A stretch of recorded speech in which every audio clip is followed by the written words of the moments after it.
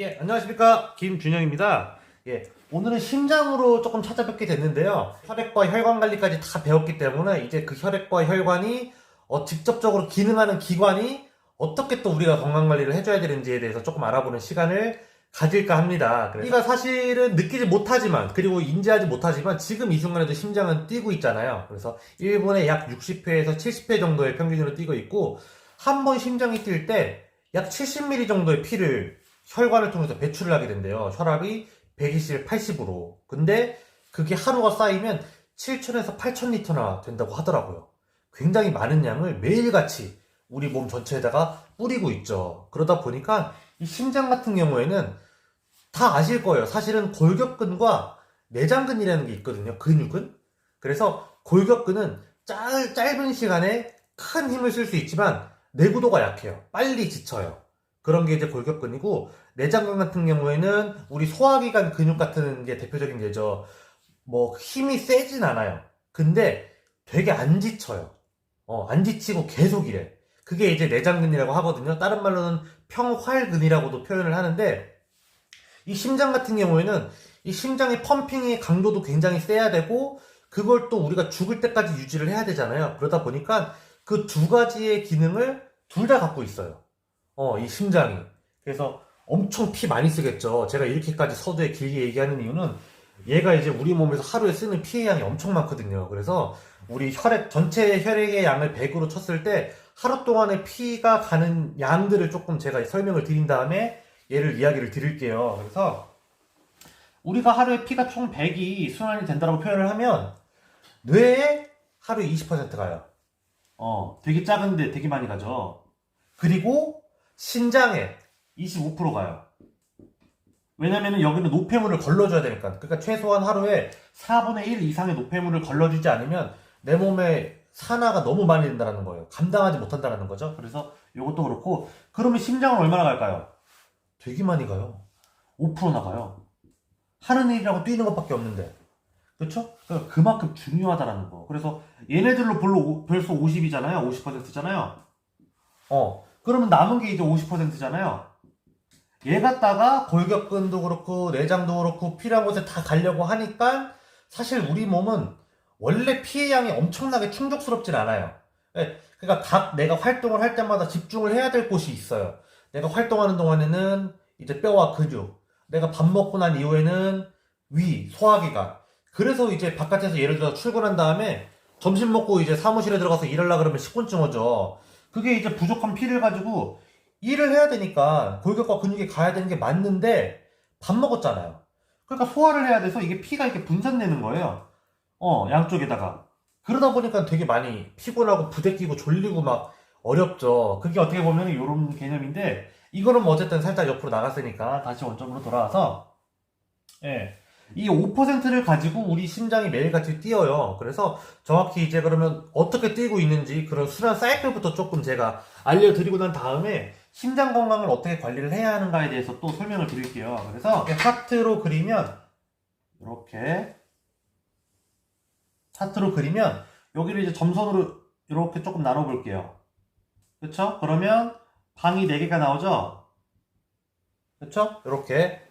그래서 지금 요 그림상으로는 말 그대로 이렇게 보여지는 상으로다가 제가 설명을 드릴게요. 그러면 이쪽이 왼쪽이겠죠? 좌.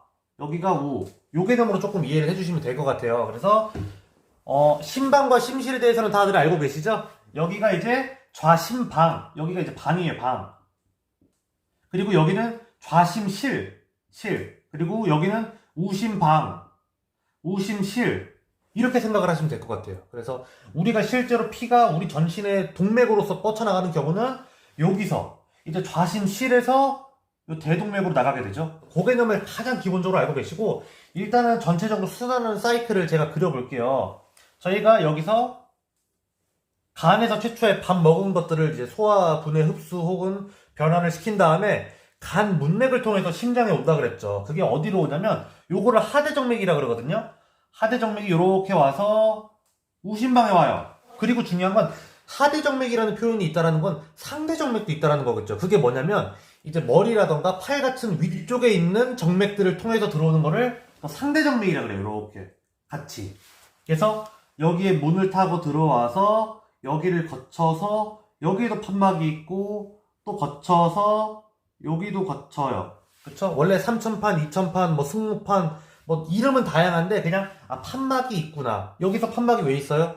피가 다시 역류하지 않도록 제가 혈액과 혈관 관리에서 정맥층에 판막이 있어가지고 운동을 통해서 올라온 피들이 내려가지 않는다 그랬죠? 여기도 마찬가지예요. 어떻게 보면 더 중요하죠. 피가 절대 역류하면 안 되는 부분이니까. 그래서 판막이 있다라고 알아두시면 좋고, 자, 그러면 여기서 나가면 일단 심장에서 나가면 동맥이라고 표현을 해요. 근데 제가 아까 설명을 드렸을 때 여기서 나가는 게 우리가 흔히 알고 있는 동맥이라고 표현을 했다고 했잖아요. 그러면 여기는 무슨 동맥이냐? 그쵸? 여기는 노폐물만 잔뜩 왔을 텐데 여기는 폐동맥이라 그래요. 폐동맥.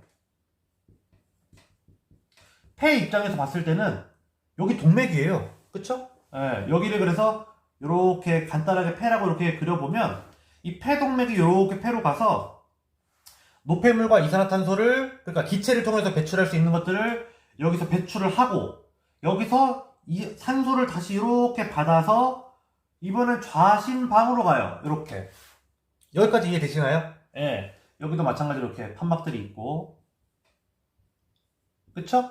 예. 그래서 내려와서 또 와서 가서 전신에 이제 여기 이제 대동맥이라 그러죠. 가서 다시 또 한 바퀴 돌고 오는 게 이제 우심방으로 오는 거고 요게 이제 우리가 돌고 있는 사이클이라고 생각을 하시면 될 것 같아요. 그쵸? 그래서 심장은 어렵게 생각하지 마시고 박동만 제대로 할 수 있으면 돼요. 박동만. 그러니까 우리 몸 전신에 피를 보내는 역할만 제대로 할 수 있으면 돼요. 그리고 제가 여기서 말씀드릴 게 크게 세 가지가 안 좋은 부분들이 있는데 그 세 가지가 전부 다 박동에 문제가 생기게 만드는 일들이 다 그 원인들이에요. 그래서 일단은 이렇게 돌아가는 개념들을 조금 알아두시면 좋을 것 같고 이제 세 가지에 대해서 설명을 드릴게요. 첫 번째, 심장을 우리가 케어를 하려면 첫 번째로는 이게 되게 중요해요. 요 판막.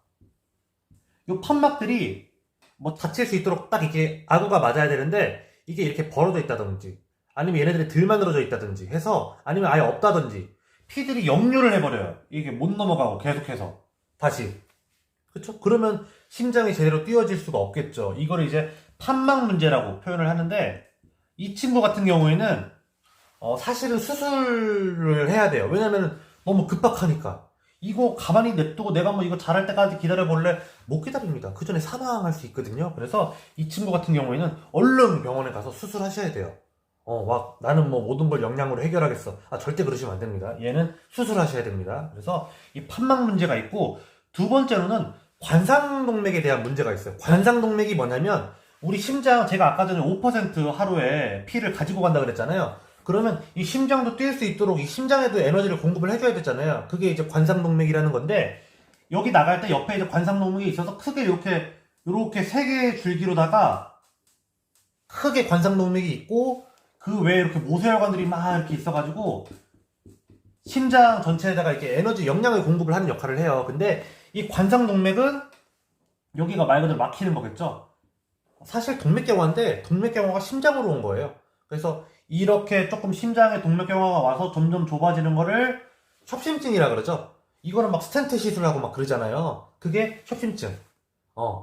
동맥경화가 심장으로 왔을 때. 그래서 이런 친구들을 조금 케어를 하고 싶으시면 혈관계를 케어하는 거를 많이 조금 드셔주시거나 운동도 많이 해주시고 그쵸? 그리고 무엇보다도 혈액이 깨끗할 수 있도록 도와주시면 그쵸? 그래서 구체적인 방법론은 또 문의를 주시면 얘기를 해드리는 걸로 제가 이해를 하면 될 것 같고요. 그 다음에 세 번째 문제 같은 경우에는 심장이 말 그대로 제대로 못 뛰는 경우 부정맥이라고 그러죠.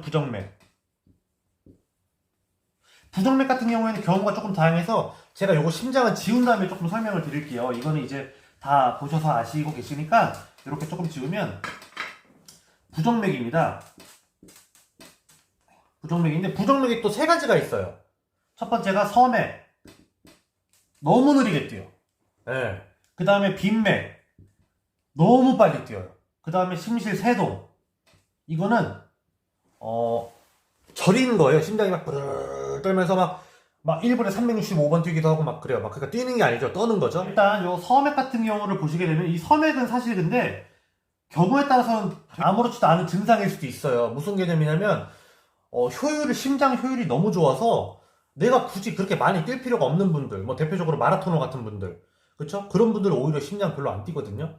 그러니까는 너무 효율이 좋으니까 그런 분들은 이 섬액이 그냥 당연한 거예요. 너무 효율이 좋으니까. 그래서 그게 이제 요 첫 번째 부분이고, 이 두 번째 이제 안 좋은 거잖아요. 이거는 왜 그러냐면은 혈액의 양이 부족할 때, 그리고 혹은 혈액의 요 심장에 가는 영양물질 자체가 부족할 때. 이해되시죠? 그러니까는 내가 세게 뛰려면 안에가 조금 꽉 차 있어야 이게 눌렀을 때 압력이 쫙 세게 발생을 할 거잖아요. 근데 압력을 발생할 만큼 안에 바람이라던가, 바람으로 표현을 드렸네요. 안에 피의 양이 충분치가 않은 거예요. 내가 분명히 힘을 줬는데 빠져나가는 양이 많지가 않은 거죠. 피의 양이 없으니까. 그쵸? 이거는 어떻게 보면 빈혈이랑도 연결될 수 있겠네요. 그쵸? 이게 피의 양 없을 때. 피양 없을 때. 그쵸? 그러니까 이거 뭐 해야 돼요? 피의 양 늘려주셔야죠. 그리고 영양소 제대로 채워주셔야죠. 그래서 피의 양이 제대로 없는 것만으로도 손상을 볼 수 있는 장기들이 너무 많습니다. 그래서 이 부분은 이렇게 조금 생각을 해주시면 될 것 같고, 이 빈맥 같은 경우는 왜 그러냐면은 왜 빨리 뛸까요? 아까 여기 효율 너무 좋아서 느리게 뛴다 그랬죠? 여기 효율 너무 나빠서 빨리 뛰어요. 뛰어도 피가 안 나가. 뛰어도. 이런 경우에는 어떤 경우냐면 당뇨 같은 경우에 너무 끈적끈적하니까 잘 안 나가요. 그러면 많이 뛰어야겠죠, 점점. 그러다 보면 심장 기능이 떨어지기도 하고, 피가 너무 끈적끈적하니까, 들러붙으니까. 그런 것도 있고, 당뇨가 아니어도 내가 이제 심장의 기능이 내가 좀 떨어진다거나, 혹은 선천성, 혹은 후천성으로든, 그러면은 이 빈맥이 올 수가 있고요.